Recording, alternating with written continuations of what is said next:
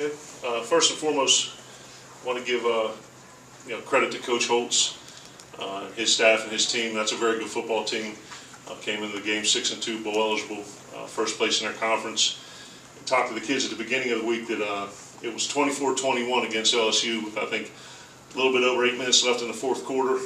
So for us to be able to come out, have a great week of practice, be firing on all cylinders in all three phases of the game, and become bowl eligible, which is one of our barometers for success. Very, very proud of our staff, proud of our team, proud of our program, and thought it was another good home win, and excited that we got such great fan support as well. Questions? Paul? Coach, last week you had Osiris and Steven kind of step up in the receiving game. Tonight you got a lot of different guys involved with Dedrick and Justin Johnson. Just what's that add to the passing game when you have different guys like that step up? Yeah, I think that's part of what allows us to be effective and explosive is the versatility of it. And went into the week saying we wanted to get the slots and the tight ends a little bit more involved, and we were able to do that. And when a defense has to defend the length and the width of the field, and you're able to spread it out amongst all the ball carriers and get the ball dispersed, it makes them hard to kind of shut down one person. So it was good to get the slots and the tight ends involved, and I think that makes us all more difficult to defend. Quickly, Aris didn't play in the first half, but he was on the field quick in the third quarter. Was there a reason he didn't play in the first half? Yeah, there was an accountability issue during the week, so that's part of developing a championship culture. And he understood, he knew the reasons why, and he had to sit out for half, and then we got him rolling in the third quarter. Y'all benefited from a lot of yards after the catch, a lot of nice plays from receivers in open space. Has that been a priority with the receiver group recently, and why do you think that they were able to do that tonight? Yeah, one of the base tenets of our offense is attempting to get our speed in space, for lack of a better term, whether it's the running backs, like we did with Cam in the pass game, or any of the receivers, or Nick in the run game. And you don't want to be a phone booth game. You want to be an open field game, because tackling open field tackling is a hard thing to do. So the more we can spread it out and get people in space with the athletes we have, we think that makes us, like I said, difficult to defend. You talk about effort and execution over here, Coach. Oh, I'm sorry, Tom. You talk about effort and execution all the time. The effort comes to mind when I saw what you guys were doing in the first half. Jesse Jackson had a couple effort plays, Kylan Hill, obviously. How instrumental was that in sort of jumping out to that big lead that you guys got out to? That was one of the things that we talked about last night and today, right before the game, is that we needed to start fast and knock the belief out of these guys. Having been at a Group of 5 school at Akron, and when you're an FCS school and you get a chance to play up, these guys come in with a chip on their shoulder and want to be able to prove that they belong here and can play against SEC talent. And the longer you let them in the game, the harder it's going to be to win. And we saw that at LSU. The LSU La Tech game. So our kids have prepared well all year. I think our practices have been excellent. I think our effort has been a constant as well. But I think what we're seeing as the season has progressed, particularly on the offensive side of the ball, has improved execution. I think it's been somewhat steady on defense. But I think every game we come out, we're getting a little bit better.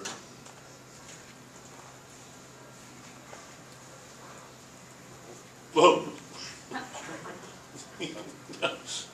Yeah, let's go. Questions for media? Jesse's been starting in what was Guidry's starting spot, I think, the last 4 games now. Yeah. What prompted you to make that move, and did those catches in the first half kind of validate his extra stats? We look at those guys as co-starters.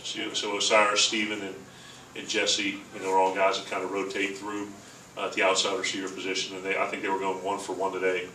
Jesse just happened to be the guy that started. So all 3 of those guys are essentially on a series by series rotation. But Jesse did have, probably his best game of the year tonight, I think. Obviously, this isn't on your mind. Over here again, Coach. Damn, I'm sorry. This isn't on your mind right this second. I got a ventriloquist throwing your voice on the other side of the room. Alabama's up 29-0 right now on LSU. How important is it for you guys to be playing the way they are right now, heading into that game next week? Very important. Obviously we'll discuss them a little bit more on Monday, but that's what's ahead of us. We're going to enjoy this win for tonight, and then watch the film, make the corrections of practice, and then get a jump start on Alabama tomorrow. But certainly when you're heading on the road to play the number one team in the country, you definitely want to have momentum going in your favor. Brett. Got some big plays in the return game today, I'd imagine, with how much y'all talked about hitting yards and getting more of those and winning that battle more. That was good to see. That was actually Coach Jones's number one point of emphasis. He thought with how they punted the ball and the trajectory and the distance, that we were able to get some return set up this week, and we did. Dedrick did a great job. Malik Deer had a nice return on kickoff return. So I think we did a real nice job on returns. Got to work a little bit more on our coverage units, but I thought the punting was improved tonight as well. So I think I would be surprised if we didn't win the drive start battle in this game. So that'd be a good change for us. Tyler. Just to follow up on the playing well right now thing, obviously Nick is probably playing better than he has all year. What have you seen from him in the last 2 weeks that has maybe led to what he's doing on the field right now? I think he's playing with a lot more confidence. Obviously as coaches we kind of took a look at what we were doing and the things we were asking him to do, kind of streamlining it and I won't say simplifying it, but making sure that he was playing fast and utilizing his skill set to the best of his ability. So I think it's been a combination of him playing with more confidence, and I think the confidence comes from performing well. And I think the things that we're asking him to do allows him to put his best foot forward.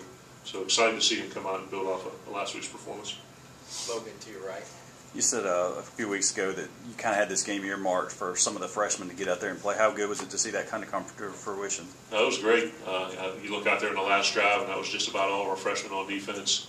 Got a dollar bill in there on the O-line. I think we got just about every freshman in there. I think maybe one or two that we missed, and Brule was the guy that we held out because he had played this. We wanted to be able to play in the bowl game, so this would have been 4 for him. So we go through that every Monday, the list of the freshmen, how many games they played, and certainly to get those guys some more experience was very beneficial.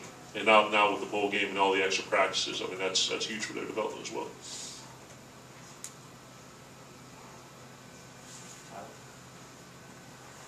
Just going back to the way you guys started, because obviously that was really important tonight. Do you feel like it could have gone any better in that first quarter? I mean, 21-3 after 15 minutes, I'm sure it was a pretty bright spot for you. Yeah, starting fast and building that confidence, and I think it was 3 drives, 3 touchdowns, which was great. And they weren't any. I mean, they were extended drives, and that's what you want. You talk about situational football. Had some 3rd down conversions. I think had a 4th down conversion. We're running it and throwing it with equal effectiveness, and then certainly, our defense has really kind of come out on a weekly basis, and you're almost surprised when they give up a first down or some yardage. But it was 40 possessions since the last touchdown they gave up, and however many there were tonight. So it's 51. I mean, that's remarkable. 51 possessions since the last touchdown. So definitely starting fast helped us. All right. Awesome, guys. Oh, Tyler. Sorry, one more. Yes. You might have already touched on it, but a lot of guys got into the action, and I mean that was evident from the first play. You got Justin Johnson, who's not a guy who figures into the passing game that often, but he goes for 37 yards on the first play, and then it kind of lingered throughout the night with a bunch of different guys. How important was that? Yeah, like I said, we wanted to get the slots and the tight ends more involved in the pass game. I don't have everybody. I would guess there's probably 10, 12 guys who caught a pass or carried the ball tonight, maybe a little more. 9 guys a couple. That's good. So we want to spread the ball around and getting those guys involved. Like I said, it makes us more difficult to defend. And certainly with Justin and Farad, those guys being kind of co-starters, I thought it was real nice to get them some touches tonight because they bust their tails in the run game. They do a great job blocking. Obviously you want to be rewarded with the ball as well. All right, great. We'll have players shortly. Thank you. You got one more? What was Brule's 3rd game? I would have to look back on it. He's listed at SFA and UL Lafayette. I want to say possibly Auburn. That pops into my head. Okay. We'll check But we have it down. It is 3. It's just yeah.